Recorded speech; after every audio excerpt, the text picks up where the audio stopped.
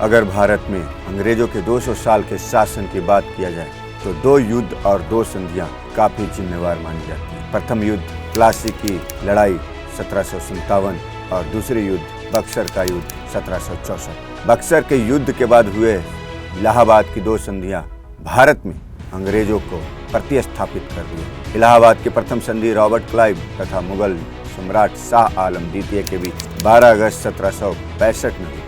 यह संधि बंगाल के इतिहास में एक युगांतकारी घटना थी, क्योंकि कालांतर में इसने उन प्रशासकीय परिवर्तनों की पृष्ठभूमि तैयार कर दी जिससे ब्रिटिश प्रशासनिक व्यवस्था की आधारशिला रखी गई। नवाब की सत्ता का अंत हो गया और एक ऐसी व्यवस्था का जन्म हुआ जो शासन के उत्तरदायित्व से मुक्त थी। इस संधि के माध्यम से ईस्ट इंडिया कंपनी को भारत की राजनीतिक और संवैधानिक व्यवस्था में दखल देने का अधिकार मिल गया और यहीं से भारत में ब्रिटिश शासन की नींव पड़ी। शाह आलम ने इस संधि के द्वारा कंपनी को पूर्वी प्रांत बंगाल, बिहार और उड़ीसा में बादशाह की तरफ से कर एकत्र करने का अधिकार सौंप दिए थे।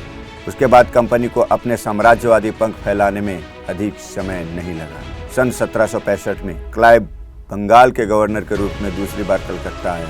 इस युद्ध की समाप्ति के बाद क्लाइव ने मुगल सम्राट शाह आलम द्वितीय तथा अवध के नवाब शुजा-उद-दौला के साथ क्रमशः इलाहाबाद की प्रथम संधि एवं द्वितीय संधि की। मुगल काल में प्रांतीय प्रशासन के स्तर पर 2 अधिकारी होते थे, जिन्हें दीवान एवं सूबेदार या गवर्नर कहा जाता था।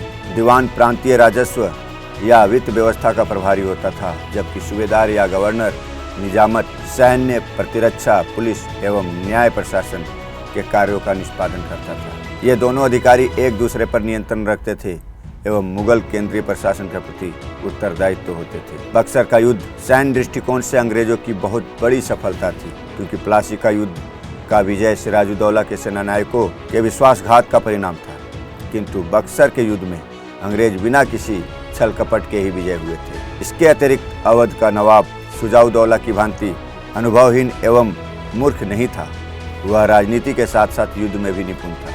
ऐसे योग्य शासक को पराजित करके कंपनी की प्रतिष्ठा में वृद्धि हो गई। इस विजय के पश्चात बंगाल में अंग्रेजी सत्ता का प्रभुत्व स्थापित हो गई और यहाँ से अंग्रेजों का शासन चालू होता है। बक्सर के युद्ध के बाद इलाहाबाद की 2 संधियां हुई, जिसमें प्रथम संधि के शर्तें निम्नवत थी। कंपनी को मुगल सम्राट शाह आलम द्वितीय से बंगाल, बिहार और उड़ीसा की दीवानी प्राप्त हुई। अवध के नवाब से कड़ा और इलाहाबाद के जिले लेकर मुगल सम्राट शाह आलम द्वितीय को दे दिए। कंपनी ने मुगल सम्राट को 26 लाख रुपये की वार्षिक पेंशन देना स्वीकार किया। यहीं से ब्रिटिश शासन का जड़ भारत में जमना शुरू हो गया। इलाहाबाद की द्वितीय संधि के अनुसार 16 अगस्त 1765 को रॉबर्ट क्लाइव एवं शुजा-उद-दौला के मध्य इलाहाबाद की दूसरी संधि हुई। इस संधि की शर्तें निम्नवत थी। इलाहाबाद और कड़ा को छोड़कर अवध का शेष क्षेत्र शुजा-उद-दौला को वापस कर दिया गया। कंपनी द्वारा अवध की सुरक्षा हेतु नवाब के खर्च पर एक अंग्रेजी सेना अवध में रखी गई।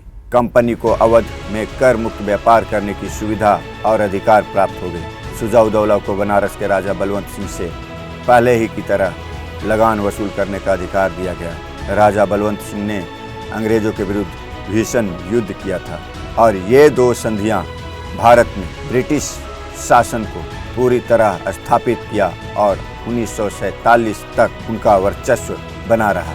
धन्यवाद।